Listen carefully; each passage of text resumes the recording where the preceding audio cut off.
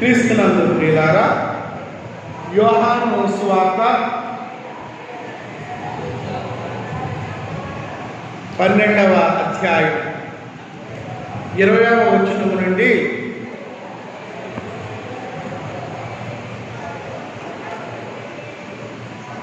యోహాను సువార్త 12వ అధ్యాయం 20వ వచనం నుండి 26వ వచనానికి గల లేఖన భాగాన్ని మనం చదువుకుని ఉన్నాం.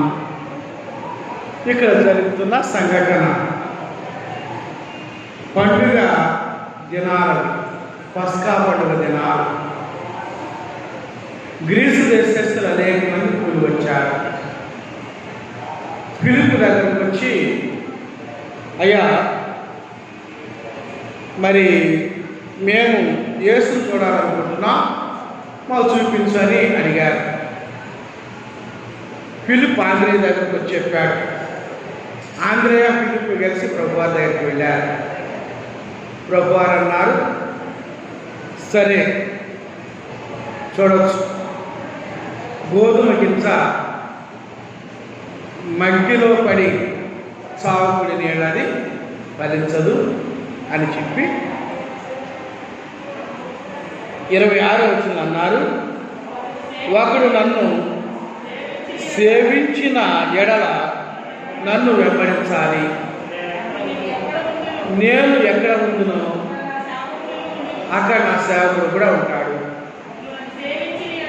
నన్ను సేవించిన ఎడల నా తండ్రి అతన్ని కనపరుచు. ఇది ప్రభువారు చెప్పిన మాట. కాబట్టి ఇక్కడ యేసు ప్రభువారిని ఎందుకు చూడాలనుకుంటున్నారు అనే దానికి ఆలోచన చేస్తే 11వ అధ్యాయంలో ఒక సంఘటన జరిగింది. యేసు ప్రభువారు చనిపోయిన లాజరుని బ్రతికించారు.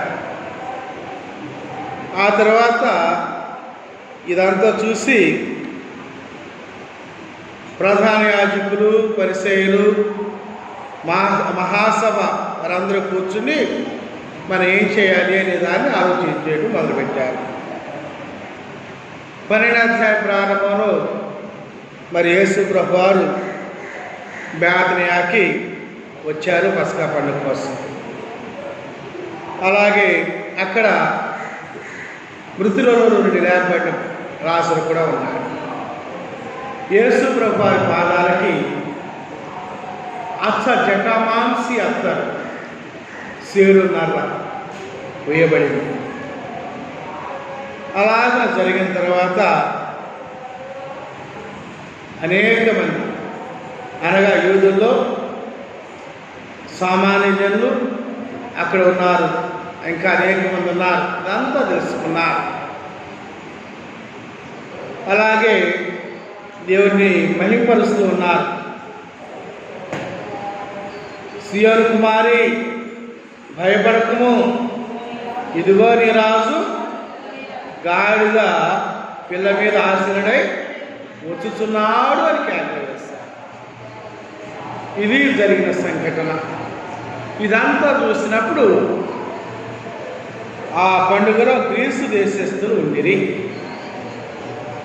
గ్రీసు దేశస్తులు అంటే గ్రీక్. అప్పటికి ప్రపంచాన్ని అంతటినీ పాలిస్తున్నటువంటిది గ్రీకులు కదా. ఆ గ్రీకుల్లో చక్రవర్తులు అనేకులు. ఒక చక్రవర్తి పేరు బాగా తెలిసినట్టు ఏంటి, అలెగ్జాండర్, మహా అలెగ్జాండర్ ద గ్రేట్. అతడు భారతదేశానికి కూడా వచ్చాడు కదా. పురుషోత్తముడు అనేటువంటి ఆయనతో కూడా యుద్ధం చేశాడు. ఇది మహా అలెగ్జాండర్ యొక్క. అలాగే గ్రీసు దేశం ప్రపంచమంతటా వ్యాపించింది. గ్రీకులు ప్రపంచమంతటా ఉన్నారు. గ్రీకులు మంచి తాత్విక చింతన కలిగిన వాడు.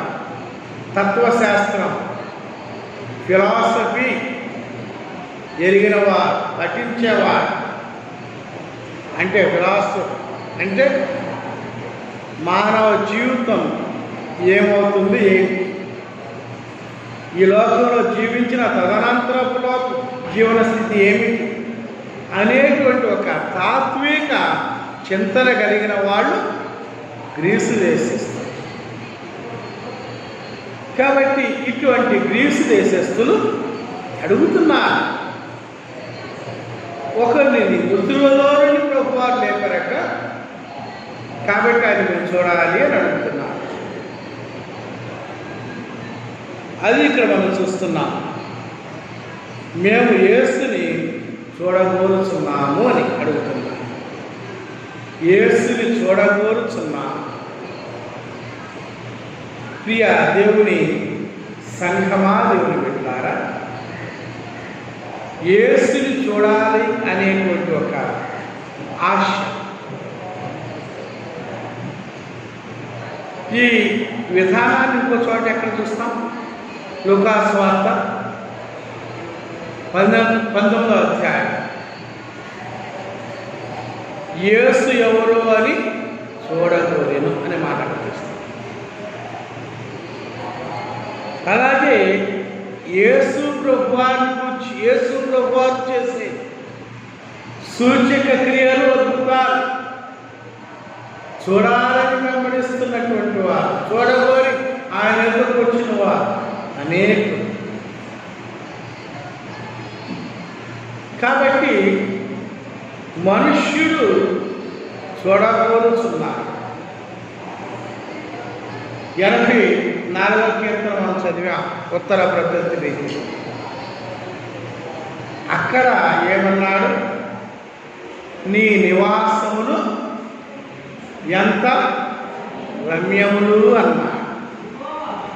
యెహోవా నీ నివాసములు ఎంత రమ్యములు, నీ మందిరావరణములను చూడవలనని నా ప్రాణం ఎంతో ఆశపడుచున్నది. అది సొమ్మసిల్లుచున్నది. అంటే సమస్యలకు అంటే చూడాలని ఆశ చేత పరిగెత్తి సమస్యలు పడిపోవటం, అది సమస్యలతో. అవునా కదా? మనిషి యొక్క ఆశ చూడగోరి పరిగెత్తి పడిపోయి సమస్యలతో. కాబట్టి చూడగోరిన ఆశ, ఆసక్తి అది ప్రధానం. కాబట్టి నీ మందిరావరణములను చూడవలన నా ప్రాణంతో, కాబట్టి ఆశపడుతున్నది. క్రీస్తునందు ప్రియులారా, మానవ జీవిత సమస్యలను తీర్చే దేవుని చూడాలి అనేటువంటి ఆశ, అన్ని సమస్యలను తీర్చగలిగిన వ్యక్తిగా లోకంలో కనబడుతున్న ప్రభువాన్ని చూడాలని ఆశ కలిగిన వారు. కీర్తనాకారుడు అన్నాడు కదా, ఆశ గొలిన ప్రాణం ఆయన తృప్తిపరుచుచున్నాడు అని చెప్పాడు. ఆశ గొలిన ప్రాణమును తృప్తిపరిచే దేవుడు ఆయన. కాబట్టి ఆశ కావాలి. ఏమిటి, ఎందుకు చూడాలి? క్రీస్తునందు ప్రియులారా, నీ అంతరంగంలో ప్రశ్న, ఎందుకు ఆయన చూడాలి? మొదట దైవంతో యొక్క శ్రేష్టతను ఎరిగిన మన జీవితం. దేవుడు ఏమై ఉన్నాడో ఎరిగి ఉన్నాం మనం. దేవుడు ఏమై ఉన్నాడు? ఆయన మన సృష్టికర్త అయి ఉన్నాడు. ఆయన సమస్యను సృష్టించి మనకు లోపరిచిన దేవుడిగా ఉన్నాడు. అట్టి దేవుని నిరంతరము చూడాలి అనేటువంటి ఆశ కలిగి ఉన్నారు.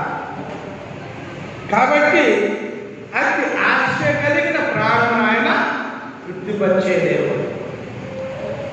కీర్తనకారుడు మరొక మాట అంటున్నాడు, ఆయన నీ కోరికను సిద్ధింపజేసేవాడు అని. నీ కోరికను సిద్ధింపజేస్తున్నాడు. కాబట్టి పిల్లల మొదట ఆయన చూడాలనేటువంటి ఆశ. అందుకని యోహాను సువార్త 1వ అధ్యాయంలో మనం చూస్తే అక్కడ ఏం జరిగింది? ప్రభువారు మార్గం గుండా వెళుతుంటే బాప్తిస్మిచ్చు యోహాను అక్కడ మాట్లాడుతున్నాడు, ఇదిగో లోక పాపములను మోసుకొనిపోవు దేవుని గొర్రెపిల్ల. లోక పాపములను మోసుకొనిపోవు దేవుని గొర్రెపిల్ల. ఆయన ఎవరో చెప్తున్నాడు. ఆయన ఎవరైనా పరిచయం చేశాడు శిష్యులకి? లోక పాపములను మోసుకొనిపోవు దేవుని గొర్రెపిల్ల అని బాప్తిస్మిచ్చు యోహాను ప్రభువాన్ని పరిచయం చేస్తున్నారు. అప్పుడు ఆయన శిష్యులు ప్రభువాన్ని వెంబడిస్తున్నారు. ప్రభువారు అడుగుతున్నారు, మీరేంటి వెతుకుతున్నారు? అప్పుడు ఏమన్నారు? ఏమని అడుగుతున్నారు వాళ్ళు?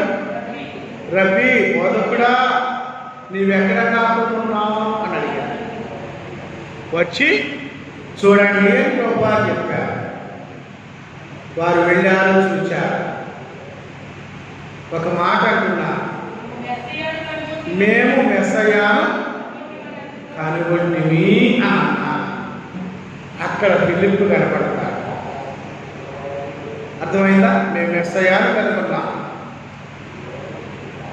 కాబట్టి ఆ ఫిలిప్పు మరలా నతనయేలు దగ్గరికి వెళ్ళి నతనయేలుని ప్రభువారి దగ్గరికి తీసుకొచ్చారు. ఆ మొదటి అధ్యాయం చూసే సంఘటన.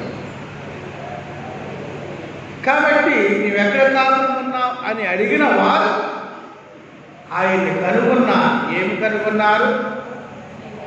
మెస్సయ్య అని కనుగొన్నారు. అవునా కదా? అలాగే 4వ అధ్యాయంలోకి వస్తే అక్కడ ప్రభువారు ఒక స్త్రీతో సంభాషణ చేస్తున్నారు. ఆమె సమరయాస్త్రి. కాబట్టి ప్రభువారు ఆమె చేసిన సంభాషణలో ఆమె ఏం కలుగుతుంది? క్రీస్తు అనబడిన మెస్సయ్య వచ్చునని నేను ఎరుగుదును. ఆయన వచ్చినప్పుడు మాకు సమస్తము తెలియచేయదని చెప్పగా, యేసు నీతో మాట్లాడుతున్నా నేనే ఆయనని ఆమెతో చెప్పాడు. నేనే ఆయనని ఆమెతో చెప్పాడు. అప్పుడు ఆమె ఊరిలోనికి వెళ్ళింది. అనేక మందికి ఆ సంగతిని తెలియజేసింది. అప్పుడు వాళ్ళు అంటున్నారు కదా, మా మట్టుకు మేము విని ఈయన నిజముగా లోకరక్షకుడిని తెలుసుకొని నమ్ముతున్నాము అని. లోకరక్షకుడని తెలుసుకొని నమ్ముతున్నాము. కాబట్టి ఆయన చూడబోయిన మానవాళి ఏమని గ్రహిస్తున్న స్థితి? ఆయన లోకరక్షకుడే, మెస్సయ్య, లోక పాపములను మోసుకొనిపోవు దేవుని గొర్రెపిల్ల. అట్టి యేసయ్యను, అట్టి ప్రభువారిని మేము చూడగలుగుతున్నాము. అట్టి ప్రభువారిని మేము చూడగలుగుతున్నాము. క్రీస్తునందు ప్రియులారా, అందుకని అట్టి ప్రభువారిని చూడగోరిన ఒక శ్రేష్టమైనటువంటి ఆశ, ఆసక్తి నీ మందిరావరణంలో నీ ప్రసన్నతను చూస్తున్నాను నేను. అది కీర్తనకారు చెబుతున్నా. నీ ప్రసన్నత మందిరంలో కూర్చోగానే నా మనసంతో ప్రశాంతత పొందింది. ఇంట ఎన్నో సమస్యలు, అంతరంగంలో ఎన్నో వేదనలు, బాధలు, అవన్నీ పటాపంచలమైపోయాయి, అవన్నీ దూరమైపోయాయి. నీ మందిరావరణ నాకెంతో ప్రశాంతతనిస్తున్నది. నీ సహవాసం ఎంతో ప్రశాంతతనిస్తున్నది. ఈ మధ్యకాలంలో ఈ లాక్డౌన్ వలన మరి అనేక మంది ఒక చోట కూడి ఉండలేనంత పరిస్థితుల వలన కట్టడి చేయబడి ఇళ్లలోనే ఉండిపోయాం. అలాగని అలాగే ఉండిపోలేదు. సాధ్యమైనంతవరకు ఈ ఆరాధన స్థితిని అనుభవించాం. ఎలాగ అనుభవించారు? టీవీలో వస్తున్న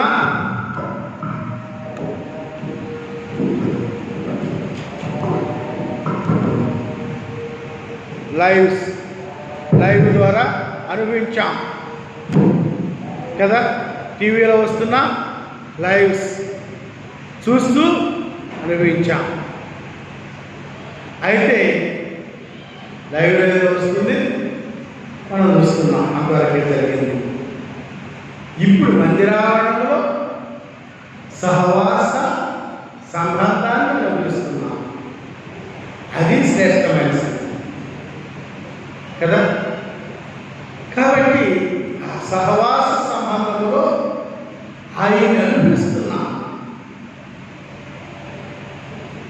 కాబట్టి మనుష్యుడు దేవుని యొక్క సహవాసాన్ని ఇక్కడ అనుభవిస్తున్నాడు.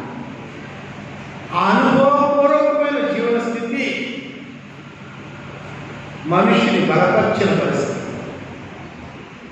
అందుకని ఆయనను చూడగోరిన ఈ మానవాళి లేక లేని గ్రీస్ దేశం అన్యులైన వారు ఆయన చూడాలని ఆశపడుతున్నారు. యూదుల కంటే అన్యులు అనేక మంది ఆయనను చూడబోతున్నారు. అపోస్తలుల కార్యముల గ్రంథం 14వ అధ్యాయం. అపోస్తలుల కార్యముల గ్రంథం 14వ అధ్యాయం మొదటి వచనంలో చూస్తుంటే ఏముందో చూడండి. ఈ కోనియాలో జరిగినదేమనగా వారు కూడి యూదుల సమాజమందులో ప్రవేశించి తేటగా బోధించినందున అనేకులు యూదులను గ్రీసు దేశస్థులను విశ్వసించిరి. యూదులను గ్రీసు దేశస్థులను విశ్వసించిరి. అది అక్కడ జరిగినదేమనగా సరే మాట కదా. కాబట్టి యూదులను గ్రీసు దేశస్థులు అనేక మంది విశ్వసించారు. కాబట్టి ప్రియులారా, నిరంతరము ప్రభువాన్ని చూస్తున్న చూడబడిన మానవాళి జీవితంలో విశ్వసించిరి అనే మాట ఏంటంటే వారి సమస్యాత్మక జీవిత పరిస్థితులకు కావలసిన సమాధానం దొరికింది. అందరిది ఒకే రకమైన సమస్య కాదు. మానవాళి అందరిది ఒకే రకమైన సమస్య కాదు. మనలో అనేక మందికి ఒక్కొక్కరిది ఒక్కొక్క రకమైన సమస్య, ఒక్కొక్కరిది ఒక్కొక్క రకమైన సమస్య. ఒకరిది మానసిక ఒత్తిడి, ఒకరిది ఆర్థిక ఇబ్బంది, ఒకరిది అనారోగ్య పరిస్థితి, ఒకరిది ఇంటిలో నెమ్మది లేదు. ఒకరిది పిల్లల ఉన్న సమస్య, మరొకరికి మరొక సమస్య, మరొకరికి మరొక సమస్య, వ్యాపార సమస్య కదా. అలాగే జీవన పోరాటం, సమన్వయం లేని సమస్య. సమన్వయం లేని సమస్య అంటే ఇంటిలో ఉన్న ఇద్దరు ముగ్గురి మధ్య సమన్వయం కుదరకపోవడం, తల్లికి బిడ్డకు సమన్వయం కుదరకపోవడం, భార్య భర్తలకు సమన్వయం కుదరకపోవడం. ఒక సమస్య చెప్తామా, వేల సమస్య. అన్ని సమస్యలకు ఒక పరిష్కారం దొరికింది. నా సమస్యకు నాకు పరిష్కారం దొరికితే ఇంకొకరి సమస్యకు ఇంకొకరి సమస్య పరిష్కారం దొరికింది. ఒక యవనస్తుడికి తనకు జరిగిన పరిష్కారం ఏమంటే తాను ఏం చదవాలో సంశయంలో సందిగ్ధంలో ఉంటూ ఉండగా వారికి పరిష్కారం దొరికింది. చదువు మీద ఆసక్తి లేక తిరుగాడుతూ ఉండగా ఆ వాక్యమాత్రం స్థిరపరచడం చేత వాడికి పరిష్కారం దొరికింది.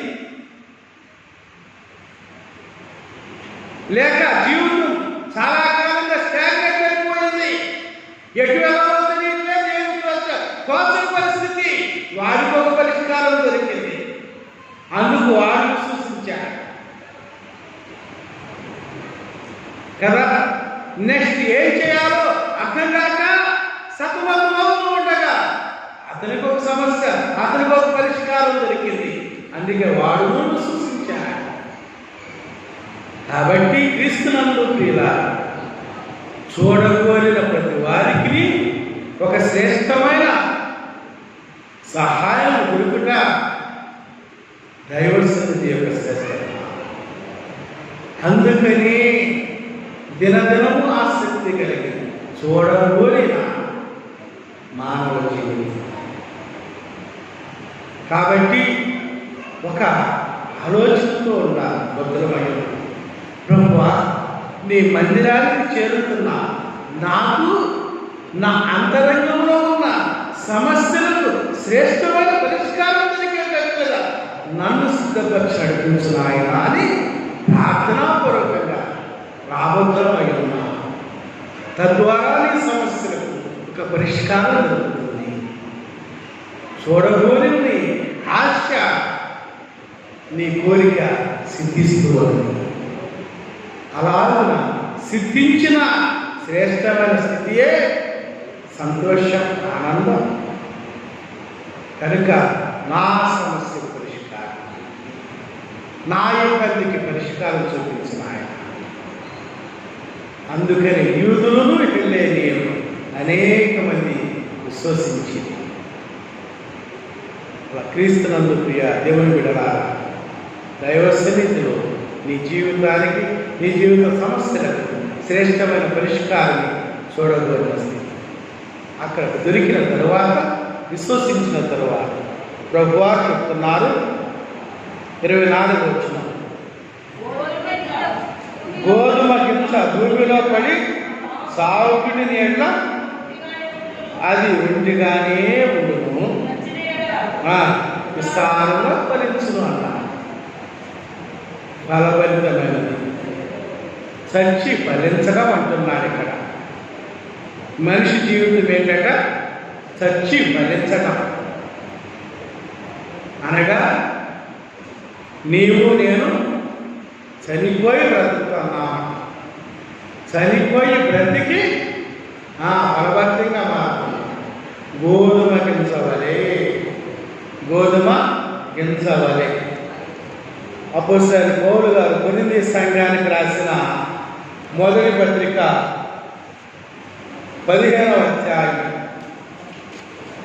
ఒకసారి చూడండి. అపోస్తలుడైన పౌలు గారు కొరింథీ సంఘానికి రాసిన మొదటి పత్రిక 15వ అధ్యాయం 36వ వచనాన్ని ఒకసారి గమనిద్దాం.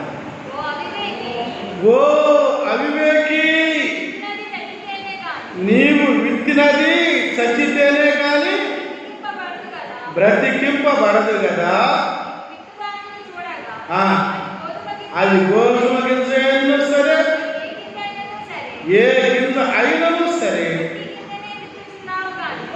వడ్డీ గింజనే విత్తుచున్నావు కానీ పుట్టబోవు శరీరం విత్తుటలేదు అన్నాడు. ఓ అవివేకి అంటున్నాడు ఇక్కడ. ఓ అవివేకి, నీ విత్తులది చచ్చితేనే కానీ బ్రతికింపబడదు. అందుకని అంటున్నాడు ఇక్కడ, అయితే దేవుడే తన చిత్త ప్రకారం నీ విత్తిన దానికి శరీరం ఇచ్చును.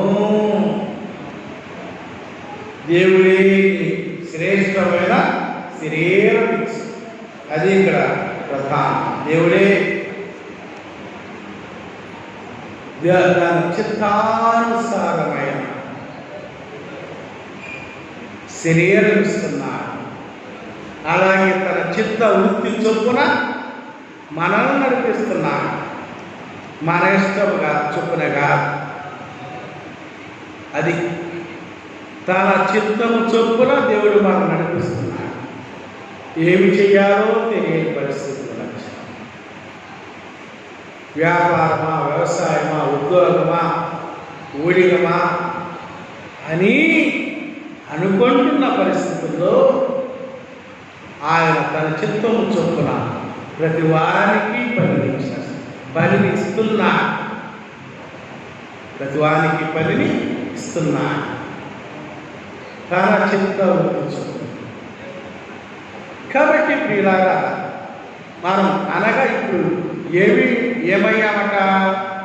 దేవుడి చిత్తానికి లోబడటానికి ఇష్టపడి బ్రతుకుతున్నాము. ఇది ఇప్పుడు ఇంతకు ముందైతే శరీరానుసారంగా బ్రతికా, శరీరాశల చొప్పున, శరీర క్రియల చొప్పున బ్రతికిన మానవాళి యొక్క జీవితం దేవుని దగ్గరికి వచ్చిన తర్వాత ఆయన బ్రతికించి నూతన జీవాన్ని ప్రసాదించగా,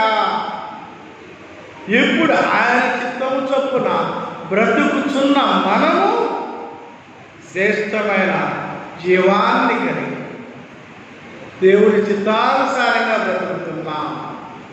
దేవుని క్రియలను జరిగించడానికి బ్రతుకుతున్నాం. అందుకనే పౌలు గారు అన్నారు, నా మట్టుకైతే బ్రతుకుట క్రీస్తే అన్నా. నేను బ్రతుకుతున్నది క్రీస్తే, క్రీస్తులోనే, క్రీస్తు కొరకే, క్రీస్తులోనే, క్రీస్తు కొరకే. By the Christ, for the Christ. మనం దేవుడు క్రీస్తు వల్ల బ్రతుకుతున్నాం, క్రీస్తు కొరకు బ్రతుకుతున్నాం. ఈ అమెరికన్ ప్రెసిడెంట్ అబ్రహాం లింకన్ ఒక నిర్వచనాన్ని ఇస్తారు, ప్రజాస్వామ్యం లేదా డెమోక్రసీ కదా. By the people, for the people. ప్రజల కొరకు, ప్రజల చేత. మనం నిజంగా ప్రజల కొరకే ఉన్నానా, ప్రజల చేతే ఉన్నాను. అది డెమోక్రసీ అంటారు. అలాగే క్రైస్తవ జీవితం ప్రభువు కొరకేనా, ప్రభువు చేతేనా ఉన్నది అని ఒక ప్రశ్న నాలో మనలో అందరిలోనూ ఉండవలసిన ప్రశ్న. కాబట్టి చచ్చితేనేగా అనగా నిజముగా ఆయన కొరకు జీవించాలి అంటే సావబోతున్నమై ఉన్నాము. అందుకని 26వ వచనం ప్రభువారు అంటున్నా, నన్ను సేవించిన ఎడలా ఏడట, నన్ను సేవించిన ఎడలా నన్ను వెంబడింపవలను. నేను ఎక్కడ ఉండునో అక్కడ నా సేవకుడును ఉండను. ఒకడు నన్ను సేవించేట్లా నా తండ్రి అతని కనపరచును అన్నాడు. 3 విషయాలు ఇక్కడ ఉన్నాయి. సేవించిన ఎడల, నీవు నన్ను ప్రేమిస్తున్నావా అన్నాడు. అదే ప్రశ్న ఎక్కడ? యోహాను సువార్త చివరి అధ్యాయంలో ఎవరు నేర్చుకున్నారు ప్రభువారు ఆ ప్రశ్న? పేతురు నేర్చుకున్నారు. నీవు నన్ను ప్రేమిస్తున్నావు. ఈ మాటను అక్కడ చేర్చితే నీవు నన్ను సేవించుతున్నావా? సేవిస్తున్నాను ప్రభు. నీవు నన్ను సేవించుతున్నావా? సేవిస్తున్నాను ప్రభు. నీవు నన్ను సేవించుతున్నావా? అది నీకే తెలుసయ్యా. అది పేతురు గారి జవాబు. అలాగే మనల్ని ప్రశ్నిస్తున్నది కూడా అదే. నీవు నన్ను సేవించుతున్నావా? ఉదయ సాయంకాలం నేను నిన్ను సేవిస్తున్నాను కదా. లేవగానే ప్రార్థన చేసుకుంటున్నాను, పండుకునే ముందు ప్రార్థన చేస్తున్నాను. నేను నిన్ను సేవిస్తున్నాను కదా. ఎట్లాగా అంటాడే, నేను ఉదయం నా ప్రార్థన సరిగ్గా సిద్ధం చేసి ఆశీర్వదం అంటాడు. 141వ కీర్తనలోకి పెడితే 2వ వచనంలో ఏమంటున్నాడు? నా ప్రార్థన నీ సన్నిధిలో ధూపం వలె ఉండును. నేను చేతులెత్తుగా సాయంకాలపు నైవేద్యం వలె ఉండును. అవి నీ దృష్టికి అంగీకారంలో అంటున్నాను. ఇది సేవించుతున్న స్థితి. సేవించుతున్నా దానియేలు ప్రశ్నిస్తున్నాడు కాదు, మెల్లైన స్వరముతో.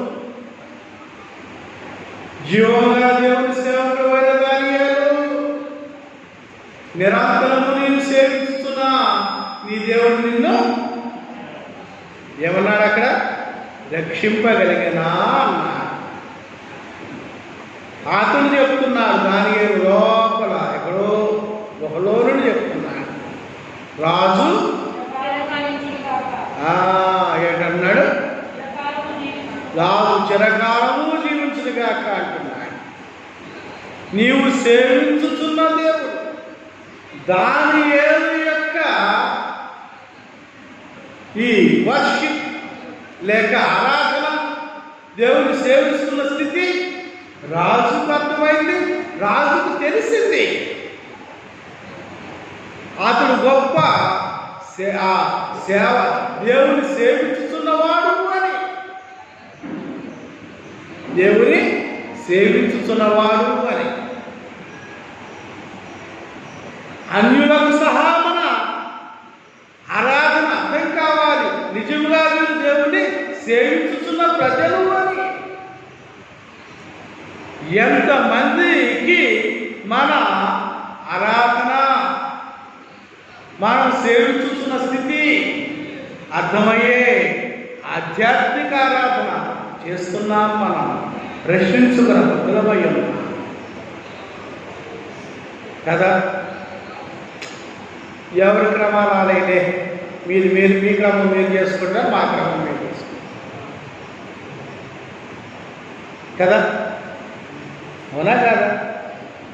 ఎందుకని?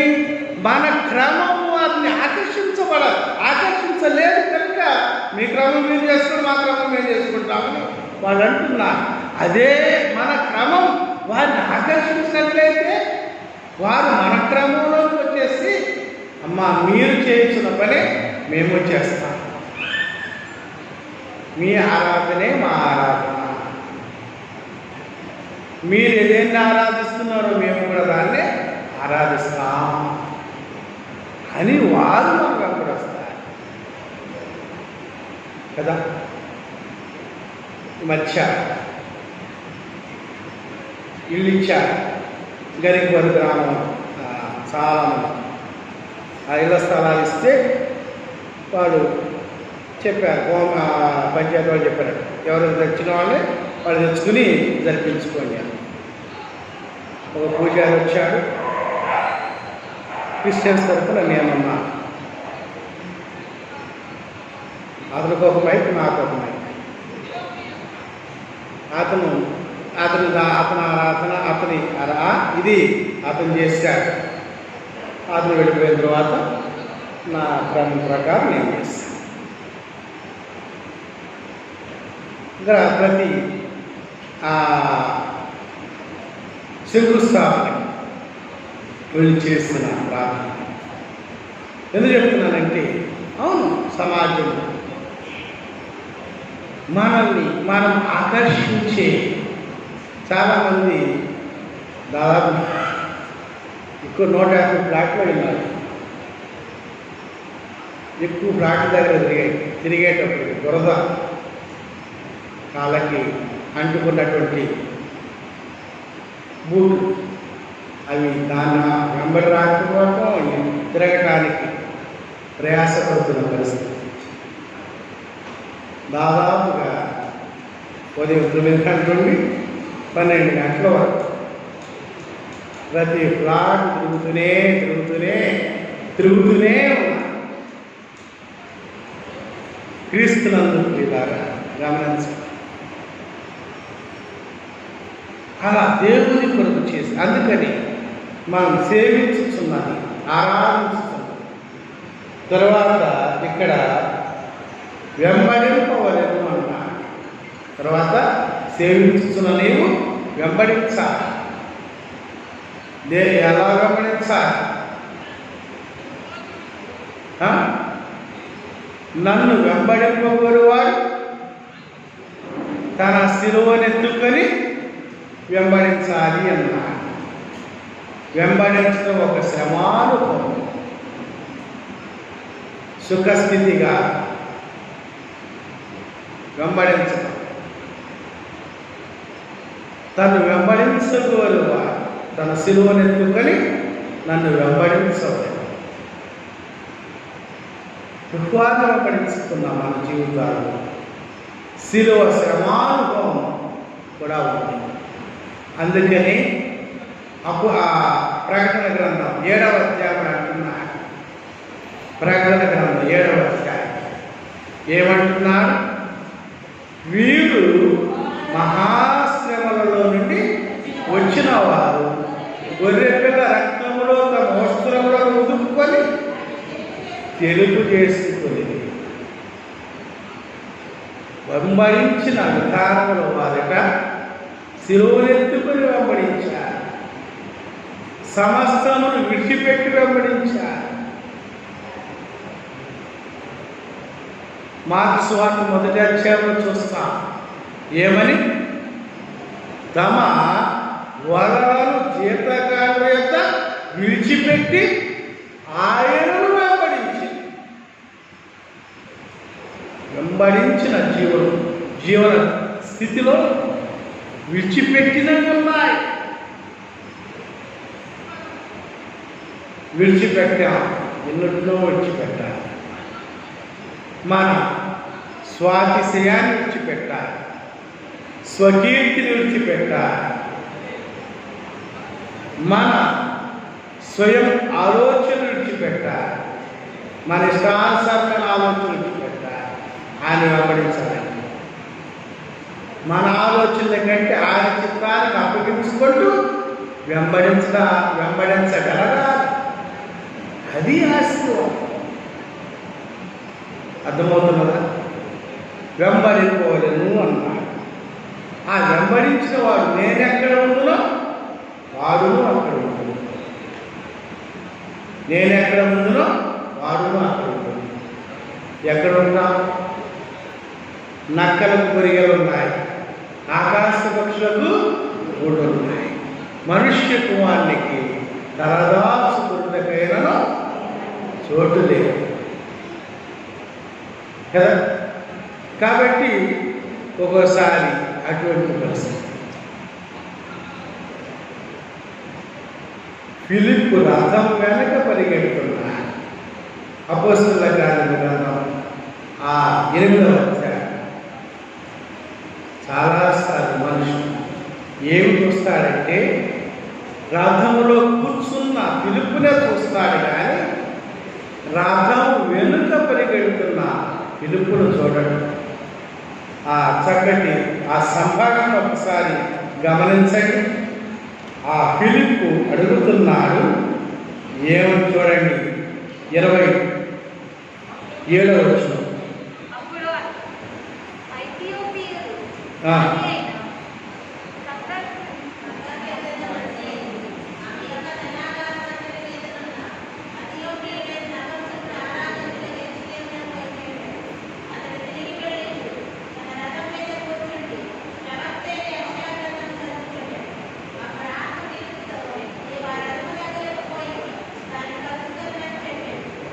రథము దగ్గరకు పోయి దాన్ని కలుసుకొనమని చెప్పాను.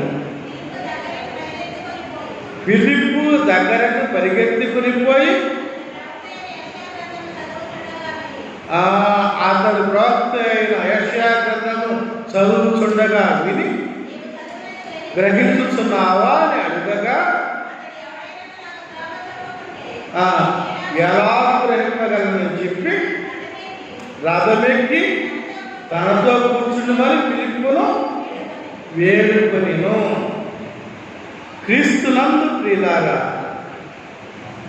ఎంత సంభాషణ పరిగెడుతూ రథం కింద సాగింది చూడండి. నీవు చదువుచున్నది విను, గ్రహించుచున్నావా అని అడగగా, ఎవరైనా చెప్తేనే కదా నాకు అర్థమయ్యేది అని అతను అంటున్నాడు. ఈ సంభాషణ ఎంతసేపు సాగిందో తెలియదు కదా. ఆ సంభాషణ జరుగుతున్నంతసేపు రథం ఎంత స్పీడ్గా పరిగెడితే అంత స్పీడ్గా ఇతను కూడా పరిగెడుతున్నాడు కదా. అవునా కదా? రథం ఎంత స్పీడ్గా పరిగెడుతుంది? హార్స్ పవర్ అంట. ఏమంటాం మనం? హార్స్ పవర్ అంటే రథం చాలా స్పీడ్గా పరిగెడతాయి. గుర్రం చాలా స్పీడ్గా పరిగెడుతుంది. గుర్రం వెనక పరిగెత్తడం, గుర్రంతో పోటీగా పరిగెత్తడం, అది చేస్తున్న పని. తర్వాత రథంలోకి వెళ్ళాడు. ఆ పరిగెత్తిన పరుగు ఎంత అలసట, ఆయాసం వచ్చింది. గరికపర్ నుండి ఇక్కడికి వస్తున్నా, ఆలస్యమైంది కదా సార్. నాది ఆలస్యమైంది రావటం. ఎంతో కమ్యూనిటీ ఆలస్యమైందని హడావుడి. ఈ హడావుడిలో వర్షపు ఇది కాబట్టి త్వరగా వస్తున్న పరిస్థితి. ఎంతో మంది వస్తుంటారని చాలా మెట్లెక్కుతున్నప్పుడు మాస్క్ ముఖానికి పోయి ఒకలాంటి ఊపిరాడి పరిస్థితి అనగా అంత స్పీడ్గా రావటం, మెట్లు ఎక్కడం ఇదంతా జరిగింది. చాలామంది రేషన్గా చక్కవస్తే మిమ్మల్ని చూసి నేను సంతోషపడ్డాను. పర్లేదు, నేనంతా ఆలస్యం కాదన్నమాట. పరిగెత్తుతున్న మనుషుని యొక్క భారం క్రీస్తునందు ప్రియులారా గ్రహించాలి కదా. అందుకని ఫిలిప్పు పరిగెడుతున్నాడు, పరిచర్య కొరకు పరిగెడుతున్నాడు. వీరు మహాశ్రమలో వచ్చారు. ప్రభువారు ప్రకటించడం శ్రమపడ్డారు, కొట్టబడ్డారు, నెట్టబడ్డారు, హింసించబడ్డారు, అవమానపరచబడ్డారు, అభాషించబడ్డారు. మహాశ్రమలని అట్టి మహాశ్రమంలో నుండి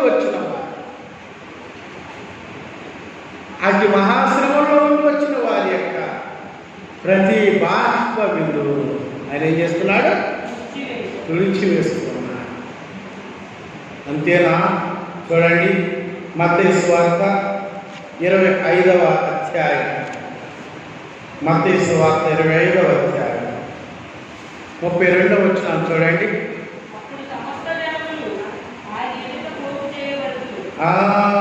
ఏమంటున్నాడు ఇక్కడ?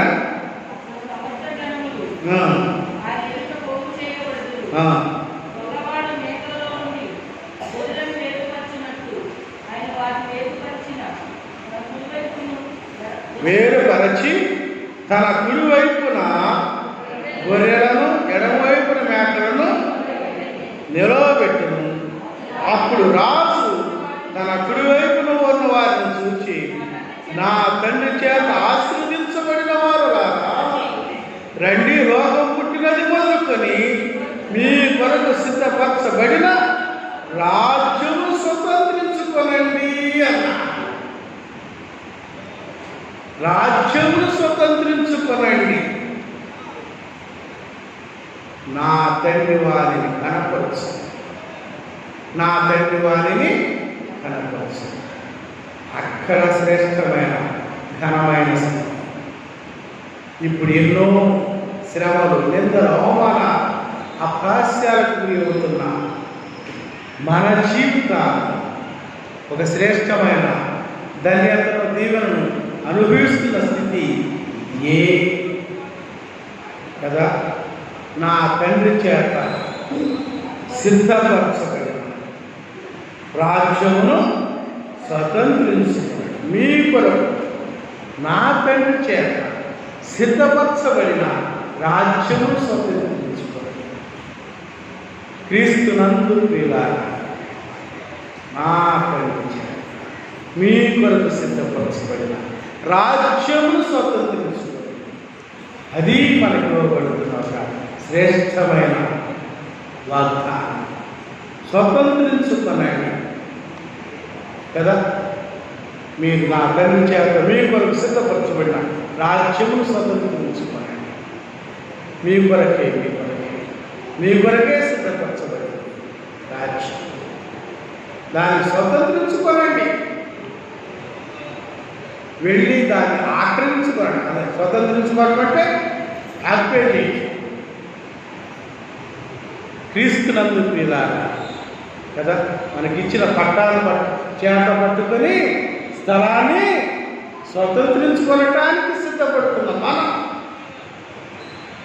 పట్టాన్ని చేత పట్టుకొని స్థలాన్ని సిద్ధపరచుకోవటానికి పరిగెడుతున్నాం మనం. నా తండ్రి చేత సిద్ధపరచబడిన రాజ్యము స్వతంత్రించుకోండి. శ్రేష్టమైన రాజ్యం ఇది. నమ్ముతున్న నీవు దైవరాజ్యపు సిద్ధపాటులో నీ కొరకు సిద్ధపరచబడిన రాజ్యమును నమ్మి ఆసక్తి కలిగి చూడగలిగిన ఆసక్తి, వెంబడించే ఆసక్తి, ఘనపరచబడే ఆసక్తి కలిగి ప్రభువారి సిద్ధంలో ప్రయాసపడతాము. తలవంచండి, ప్రార్థన చేస్తాం.